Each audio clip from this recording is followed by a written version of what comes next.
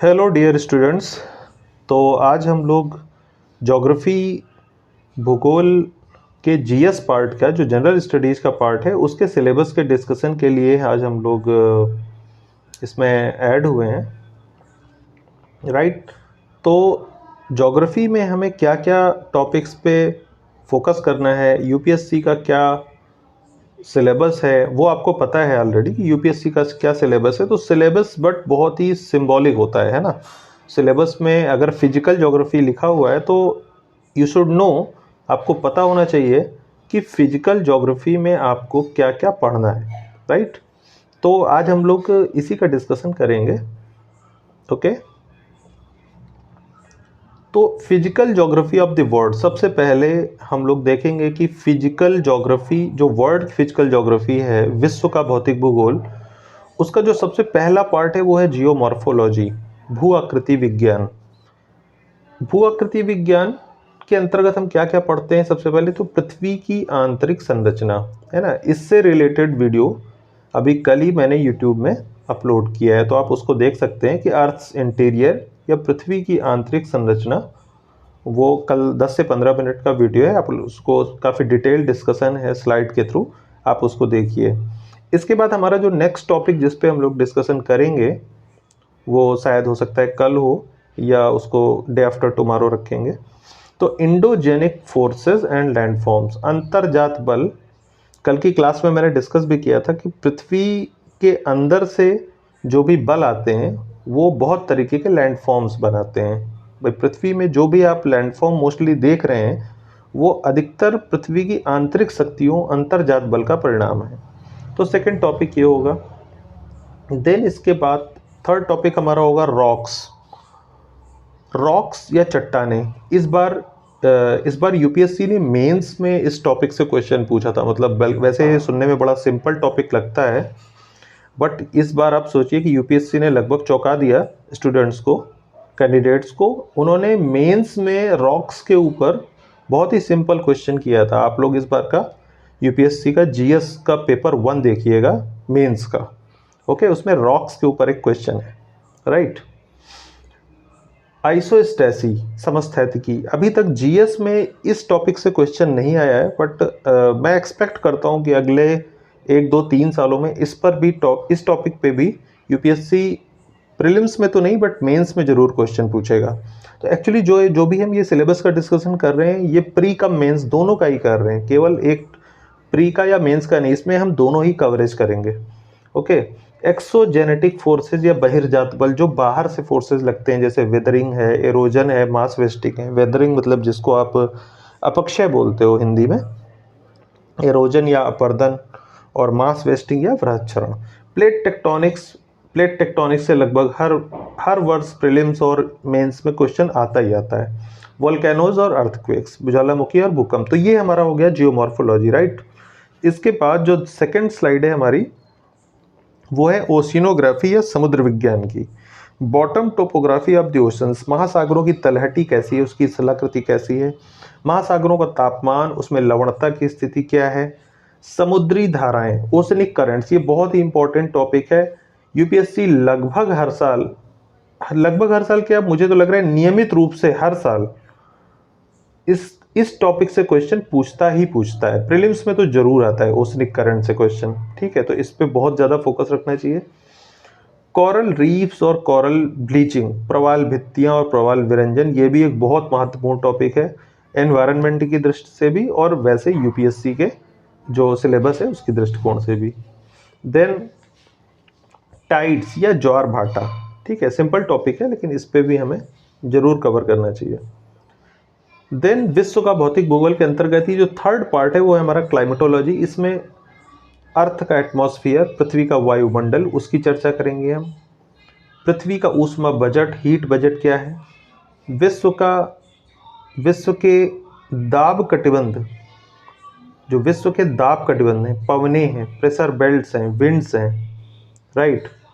उनको उनको हम लोग कैसे, विश्व के दाब कटिबंधों को कैसे हम समझते हैं, है ना। किस किस प्रकार की पवनें हैं। पवनें हर तरीके की होती हैं, स्थानीय पवन भी होती है, भूमंडलीय पवनें भी होती हैं, तो उसका डिटेल डिस्कशन होगा इस टॉपिक में। Types and distribution of precipitation मतलब वर्षण के प्रकार, वर्षा कितने प्रकार की होती है, वो कहाँ कहाँ कितनी कितनी होती है, जेट स्ट्रीम्स वायु राशियाँ, देन शीतोष्ण कटिबंधीय चक्रवात, फिर उष्ण कटिबंधीय चक्रवात, और विश्व के जलवायु प्रकार मतलब विश्व में जलवायु के कितने प्रकार हैं, ये सारा क्लाइमेटोलॉजी का पार्ट है। देन फिजिकल ज्योग्राफी का जो फोर्थ और लास्ट पार्ट है वो है बायोज्योग्राफी या जैव भूगोल। इसमें हम मृदा के बारे में, सॉइल के बारे में कि सॉइल की उत्पत्ति कैसे होती है और सॉइल की प्रोफाइल कैसी होती है, मतलब सॉइल में सबसे ऊपर की लेयर कैसी है, उसके नीचे की लेयर, देन उसके नीचे की लेयर, तो लेयर्ड जो स्ट्रक्चर है सॉइल का वो कैसा होता है।